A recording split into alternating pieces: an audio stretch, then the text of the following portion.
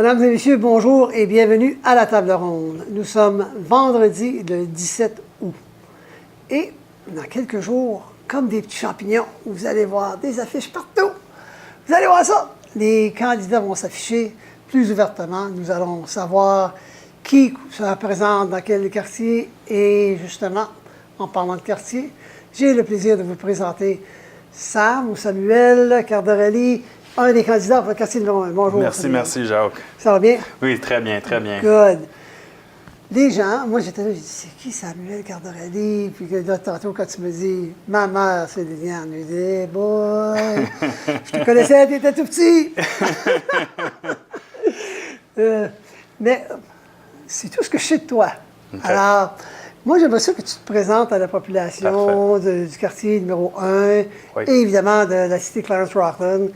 Qui es-tu? C'est quoi ton éducation, ton bagage d'expérience, ton implication communautaire, tes es-tu papa, etc., etc. Excellent. Mon nom, comme que j'ai vient juste de dire, mon nom c'est Samuel Cardarelli.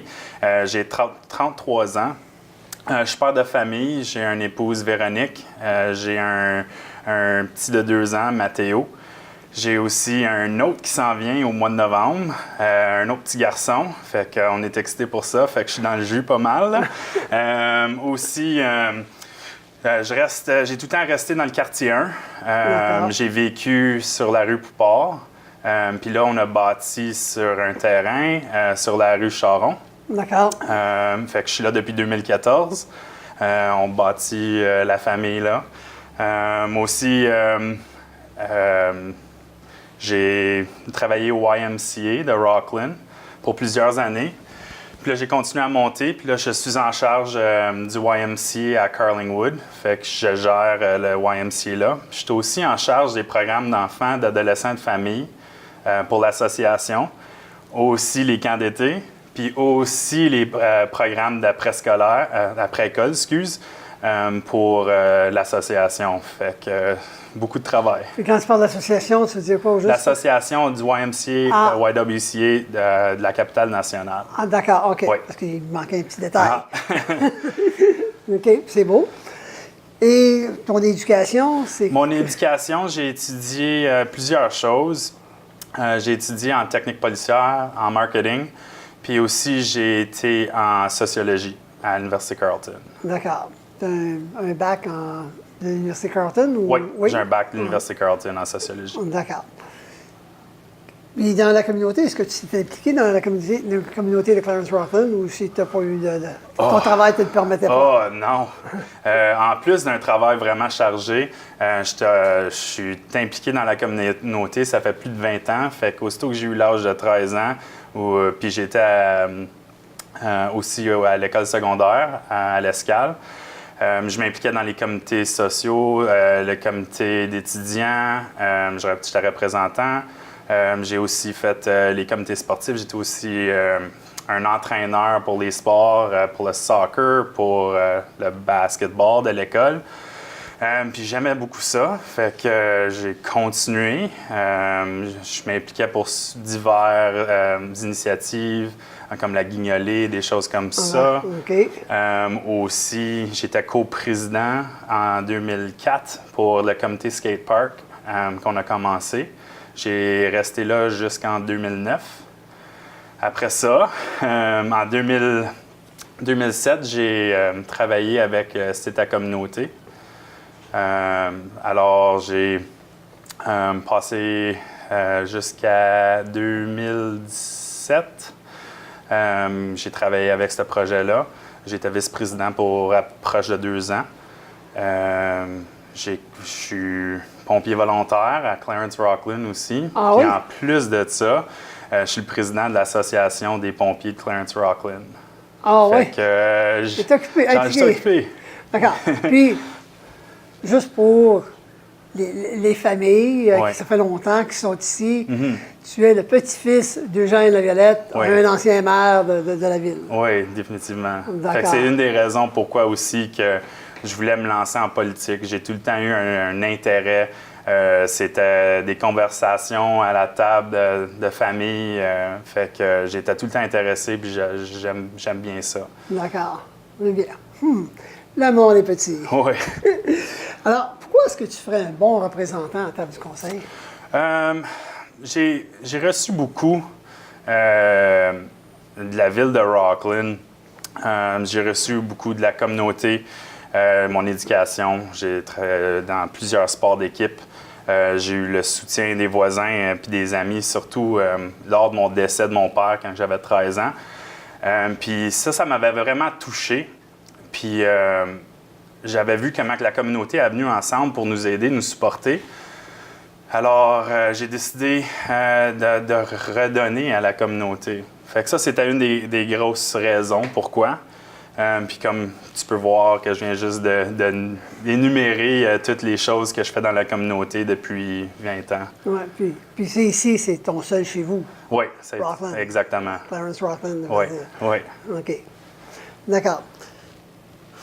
Quand on décide de se lancer en politique municipale, les besoins sont plus proches des citoyens que si on est au provincial ou au fédéral. Oui. Alors, énormément, les gens se préparent une plateforme, ils regardent c'est quoi les besoins, ou ils ont vécu des besoins, ils ressentent que des besoins, et ils construisent une plateforme électorale autour de ça. Est-ce que tu peux nous présenter ta plateforme électorale? Ma plateforme électorale, elle évolue tout le temps. Je commence le porte-à-porte bientôt. Je veux vraiment, avant de cibler certaines choses, je veux vraiment savoir c'est quoi les gens du quartier 1, qu'est-ce qu'eux aimeraient, avant de vraiment pousser de l'avant. Il y a définitivement des choses qu'on peut parler de, discuter de, essentiellement le niveau de taxes par rapport aux entreprises et l'industrie. C'est juste à un 6 %, fait que j'aimerais ça. Oui, ça, c'est la portion payée par les entreprises. Exactement. Versus la population, les résidents qui payent, eux, un 94 % Fait qu'il y a un manque d'équilibre en ce moment. Ouais. C'est toi, moi, puis tout le monde. Exactement. On paye 94 de la facture de taxes pour que les gens comprennent comme il faut ce qu'on dit. D'accord. Oui, merci. Je te laisse continuer. Aussi, c'est ça, je vais prendre le temps. Je suis un gars qui travaille en équipe. J'ai tout le temps été dans des équipes sportives où j'étais un capitaine, où j'étais une voix dans la chambre. J'aime ça, travailler en équipe.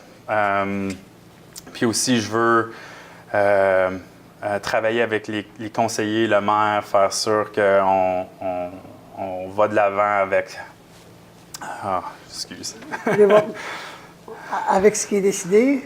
Oui, définitivement aller de l'avant avec ce qui est décidé. Comme le projet, on a de 10 ans pour les infrastructures, les routes, l'eau, puis aussi pour les égouts. Fait que définitivement aller de l'avant avec ce qui a déjà été établi. Puis vraiment d'apprendre qu'est-ce qui était le passé pour mieux s'adapter puis aller vers le futur, puis l'aujourd'hui aussi. Et pas refaire tes mêmes erreurs. Oui, exactement. Ouais. Parce que là, si on ne connaît pas le passé, c'est difficile. C'est facile de refaire les mêmes erreurs. Oui, c'est ça. Et surtout avec des nouveaux conseils qui changent. Je veux dire, ce plan-là, il était bon, mais là, il ne l'est plus, etc. OK. Excuse-moi. Toi, comment tu vois le rôle du conseil municipal et ta participation comme conseiller à l'intérieur de tout ça? Ces rôles impliquent un large éventail de responsabilités, comme vous saviez. Je devrais étudier comme des dossiers, parfois qui sont complexes, controversés aussi, puis prendre des décisions. Un bon nombre de ces décisions auront des conséquences qui dureront pas mal plus longtemps qu'un mandat de 4 ans. Fait que c'est vraiment de faire sûr... c'est l'importance de prendre compte de l'orientation de la municipalité concernant la santé et le bien-être à long terme de la collectivité. D'accord. Puis, des besoins à remplir, puis tout ça, là. OK. Puis, par rapport au conseil, ça, c'est... Toi, ton rôle là-dedans par rapport au conseil, comment est-ce que tu vois ça? Tu vois-tu une équipe? Comment tu vois ça? Définitivement. c'est pas une personne qui peut prendre des décisions où est-ce qu'on a 8 autres votes à la table. Alors, définitivement, il faut qu'on travaille ensemble pour le bien-être de la communauté. D'accord. Excuse-moi. Puis comment tu vois les besoins du quartier du zone numéro 1 versus les besoins de la municipalité dans son ensemble? OK. Comment est-ce que, quand on représente un quartier donné, comment est-ce qu'on fait pour faire l'équilibre entre le quartier et les besoins de la communauté, de toute la ville? Ben, d'une part, on est responsable pour, comme que tu te dis, moi, je serais responsable pour le quartier 1. Alors, les électrices et les électeurs attendent que je prenne en compte de représenter leurs opinions puis leur point de vue au cours des délibérations du conseil. Puis, tu sais, on a un autre part où c'est comme conseiller qui exige que je prenne plus une vue globale sur les questions qui touchent la municipalité. Fait que, en pratique, j'ai parfois adopté un compromis entre points de vue divers. Fait que définitivement, ça revient encore à écouter, puis de s'informer, puis de travailler en équipe. Puis c'est pas mal ça. C'est pas mal ça, Ouais. hein? D'accord. Je cherche mon régisseur, là, qu'est-ce qu'il va me dire en termes de temps? Combien de temps avons-nous? Ah, d'accord, on a le temps pour une autre question. Excusez-moi, mesdames et messieurs, je veux juste m'assurer d'être correct. Y a-t-il des services à la municipalité que tu vois comme plus importants que d'autres? Et pourquoi? C'est sûr que tous les services ont un rôle à jouer. Ils travaillent tous ensemble. Mais définitivement, comme que j'avais parlé plus tôt, ça serait le secteur commercial qui représente, comme on venait de dire, juste un 6 à 8 de taxes. Puis ceci, c'est une des raisons pourquoi que les taxes municipales sont élevées pour les résidents. Puis nous avons un grand travail à faire pour commencer à équilibrer les choses. Et comment penses-tu, quelle approche que ça devrait être pris pour résoudre ce problème-là? C'est, encore une fois, c'est de vraiment étudier qu'est-ce qui a été fait dans le passé. Puis il y a définitivement des idées qui ont été passées pour développer l'industrie, de rezoner certains secteurs, comme surtout dans le quartier 1. Fait que vraiment de revoir ceci pour le développement industriel. Pour aider à compenser. Encore, c'est pas un travail qui se fait du jour au lendemain. C'est définitivement un travail qui prend 4, 8, 10 ans, 12 ans. Fait que vraiment penser à l'avenir ici. Dans cette veine d'idées-là, est-ce qu'on devrait avoir une personne responsable d'essayer d'approcher des compagnies et choisir le type de compagnie qu'on veut, parce qu'on ne veut pas nécessairement des compagnies qui font beaucoup de pollution. Est-ce qu'on devrait avoir une personne dont c'est sa tâche spécifique, de faire le recrutement d'entreprise? Je crois que oui, mais tu as besoin d'une bonne équipe, d'être entouré de bons gens pour vraiment aller approcher ces entreprises-là. Mais définitivement, ça serait quelque chose à voir. D'accord. Donc, on doit prendre une petite pause. Et sur ça, mesdames et messieurs, je vous demande de demeurer avec nous. Nous continuons notre discussion avec Samuel Cardarelli, un des candidats pour le quartier numéro 1.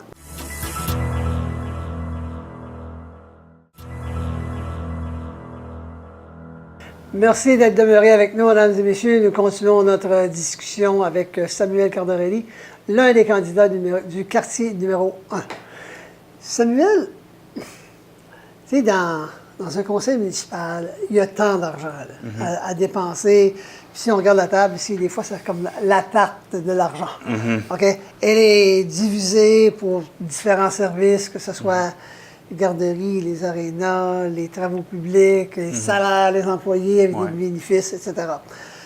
Et donc, à un moment donné, on peut peut-être imaginer, on arrive au conseil, nouveaux conseillers, nouvelles conseillères, avec notre liste d'épicerie. Et puis là, on s'aperçoit que, non, ben, pas cette année, pas l'année prochaine, pas dans la troisième année. Donc, il y a des choix à faire. OK? Tout ça, là, juste pour dramatiser l'affaire un petit peu, là. Et m'amuser.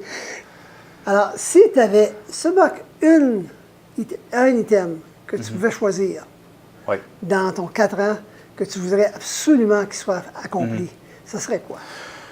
Ça serait le maintien puis la sécurité de nos routes résidentielles dans le quartier 1. Mais pas vraiment de continuer avec ce que le conseil a déjà fait, a mis de l'avant, de suivre le plan de 10 ans d'infrastructure, des routes, des eaux, puis encore des égouts, définitivement. D'accord. Parce que là, la question que c'est beau le plan de 10 ans, mais on a-tu les moyens de se payer ce plan de 10 ans-là? Bien, encore, c'est de réviser, de faire sûr que les décisions qui ont été mises en marche étaient bel et bien calculées. C'est quelque chose que je vais continuer à regarder. Mais en ce moment, tout semble, avec ce plan de 10 ans-là, que c'est bel et bien faisable. C'est réalisable. Oui, c'est vraiment réalisable. D'accord. Parce que ça représente combien de millions, ça? Je crois que c'est à peu près 3. Oui. 3 millions juste, en fait, pour les routes, le resurfacing. Oui, OK. Ça, c'est une fraction de ce qui a besoin d'être fait. Oui. Parce qu'à un moment donné, on parlait de 200 millions. Là, Ouais. mais là, il y a eu des travaux qui ont été faits. Là, mais, Exactement. mais le coût de la vie, le coût de la construction, ça va plus vite que l'indice des prêts à consommation, normalement. Au conseil municipal, les conseillers sont assignés toutes sortes de tâches. Il y en a qui ont siégé sur 3-4 comités. Puis au fil des années, il y en a qui ont siégé sur plusieurs comités.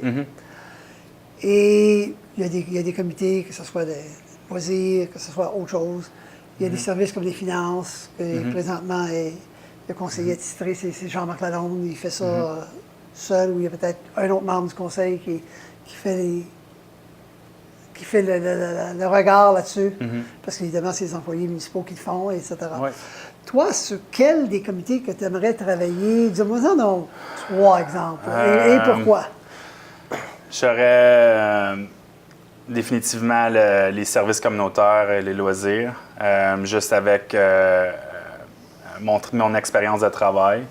Puis aussi les services de protection. Ça serait un autre, à cause que je suis pompier volontaire. Fait que j'avais les bottines dans les pieds, fait que je sais un peu à quoi ça s'attend. OK. Puis après ça serait probablement l'aménagement. C'est quelque chose qui m'intéresse, mais encore, j'ai pas vraiment... tu sais, je suis un joueur d'équipe, fait que je suis définitivement ouvert à un défi. Puis vraiment de me lancer où ce qu'il croit que je devrais. Et d'accord, l'aménagement du territoire, qu'est-ce qui t'attire vers ça? Juste de voir le potentiel qu'on pourrait avoir.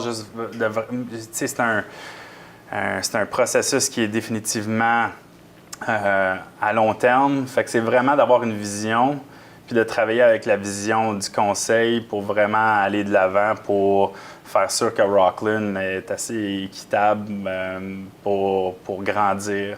Fait que c'est tout le temps quelque chose qui m'aime. Des gros défis, j'aime ça. D'accord. Est-ce que tu penses qu'on devrait mettre... Parce que tu parles d'aménagement de territoire, puis l'aménagement de territoire veut dire qu'on dit... Puis tantôt, ce que tu as parlé d'attirer plus d'entreprises ici qui pourraient contribuer, c'est sûr que présentement, on ne peut pas attirer plus de restaurants qu'on en a là.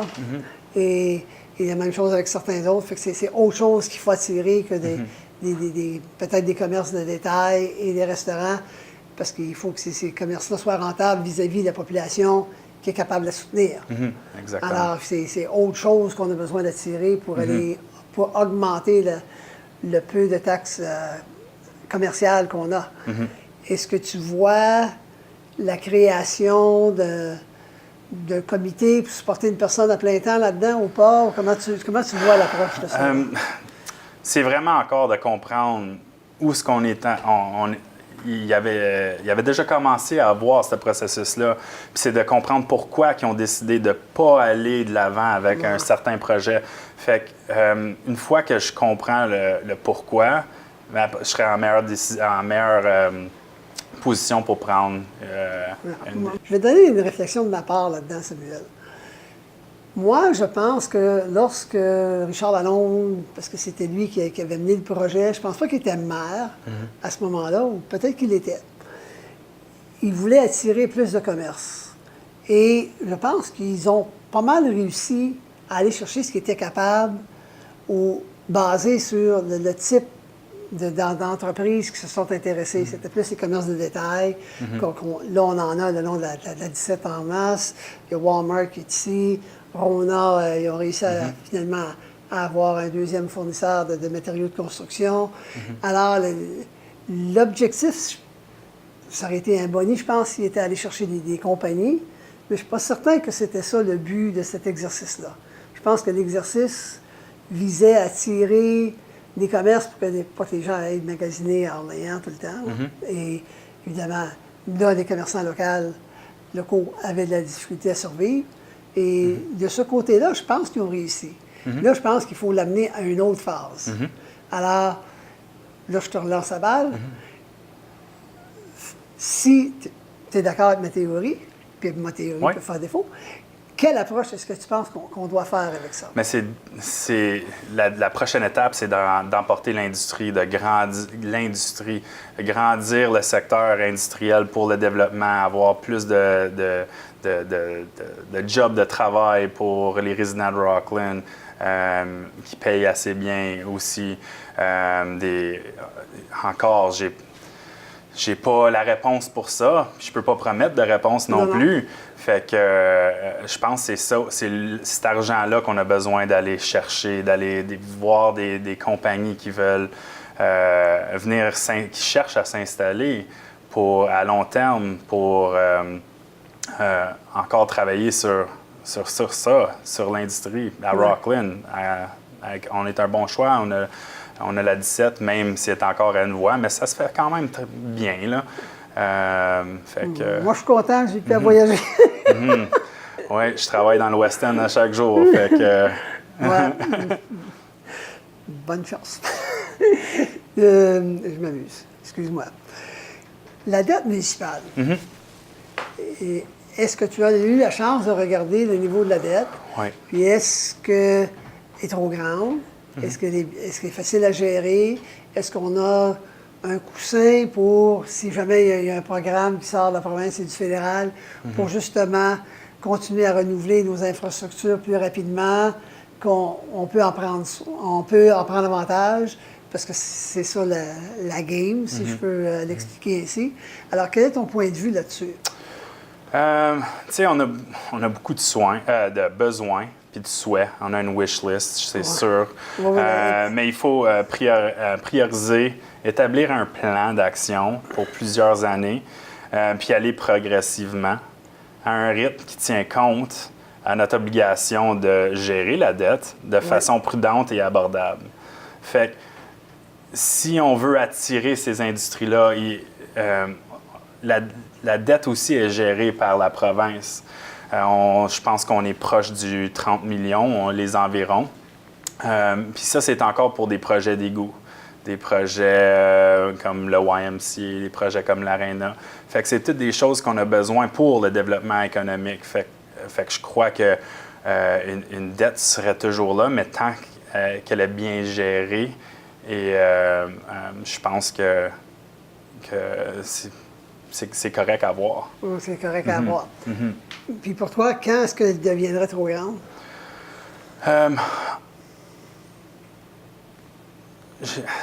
Ça dépend comment vite qu'on veut grossir. Si on veut avoir de l'industrie qui rentre du jour au lendemain, mais on va devoir avoir une dette qui va grandir en espérant de développer économiquement pour qu'on puisse encore travailler avec le niveau de taxes pour que les résidents commencent à modérer de payer ces surplus-là à cause du manque de développement économique et industriel. D'accord. Malheureusement, le temps achève. Donc, j'aimerais t'inviter à t'adresser aux résidents du quartier numéro 1 pour leur dire pourquoi est-ce qu'ils devraient voter pour Samuel Cardarelli. tu sais, là, c'est le temps de vendre ta salade. OK. Mais les gens de quartier 1, mais les autres personnes de Clarence Rockland vont être à l'écoute aussi parce que tout le monde comprend de nos jours que tu n'es plus seulement pour ton quartier. Oui. Tu es pour la ville. Exactement. À toi, Val. OK.